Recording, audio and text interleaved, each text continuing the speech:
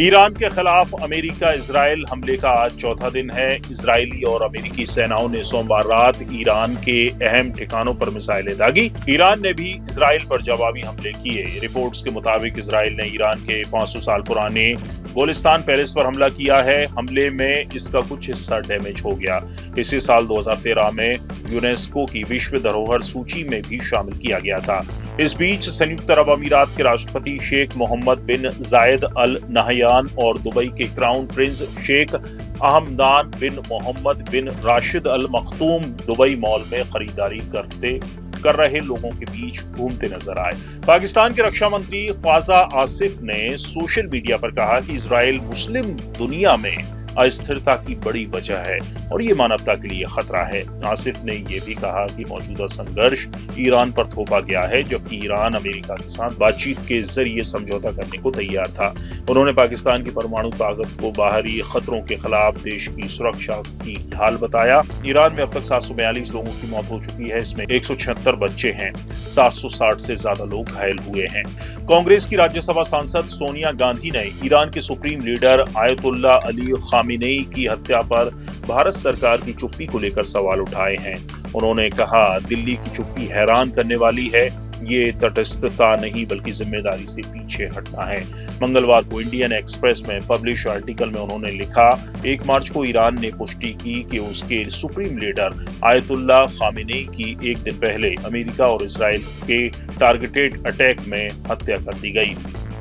जब दो देशों की डिप्लोमेट लेवल की बातचीत चल रही हो, तब एक मौजूदा राष्ट्राध्यक्ष की हत्या अंतर्राष्ट्रीय संबंधों में गंभीर दरार को दिखाती है। मध्य प्रदेश सरकार ने कर्मचारियों और पेंशनर्स को बड़ी राहत दी है। मुख्यमंत्री डॉक्टर मोहन यादव ने राज्य कर्मचारियों को 3% महंगाई भत्ता यानी कि डीए बढ़ाने की घोषणा की है। इसके दायरे में प्रदेश के 7.5 लाख कर्मचारी अधिकारी और करीब 4.5 लाख पेंशनर्स आएंगे। बढ़ोतरी के बाद अब कर्मचारियों को 58% महंगाई भत्ता मिलेगा। साथ ही पेंशनर्स को भी समान दर से महंगाई राहत यानी कि डीआर दी जाएगी। मुख्यमंत्री ने बताया कि बढ़े हुए महंगाई भत्ते की एरियर राशि 6 समान किश्तों में मई से दी जाएगी। आज होली के शुभ अवसर पर राज्य सरकार द्वारा राज्य के शासकीय सेवकों के महंगाई भत्ते में 3% की वृद्धि कर 58% करने का निर्णय किया है। इसके अंतर्गत राज्य के शासकीय सेवकों को भारत सरकार के समान माह अप्रैल 2026 पेड इन मई 2026 के वेतन पर 58% महंगाई भत्ता मिलेगा। इसमें जुलाई 2025 से मार्च 2026 तक के एरियर्स की राशि मई 2026 से प्रारंभ होकर 6 समान किस्तों में भी हमने देने का निर्णय किया है। राज्य के सभी पेंशनर्स को भी जनवरी 2026 पेड इन फरवरी 2026 से 58% का महंगाई भत्ता दिया जाएगा। काशी में शंकराचार्य अभी मुक्तेश्वरानंद ने डिप्टी सीएम केशव प्रसाद मौर्य के गौमाता को लेकर दिए बयान पर पलटवार किया। उन्होंने कहा, एक तरफ सरकार गौमाता की रक्षा की बात करती है, वहीं दूसरी ओर गौ तस्करों से चंदा लेती है।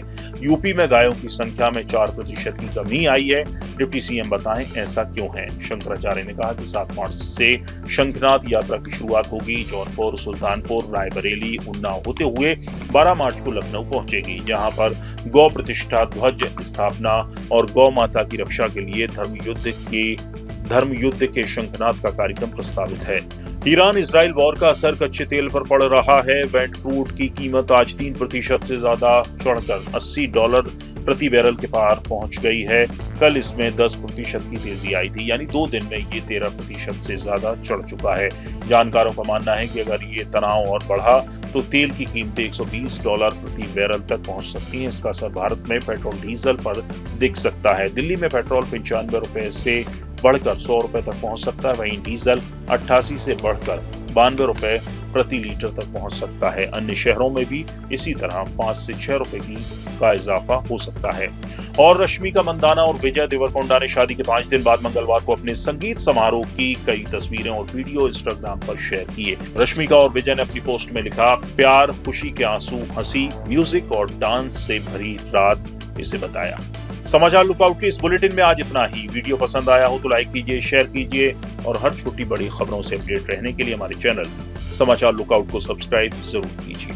कल फिर हाजिर होंगे दिन भर की बड़ी खबरों के साथ। जहां खबर वहां नजर। नमस्कार।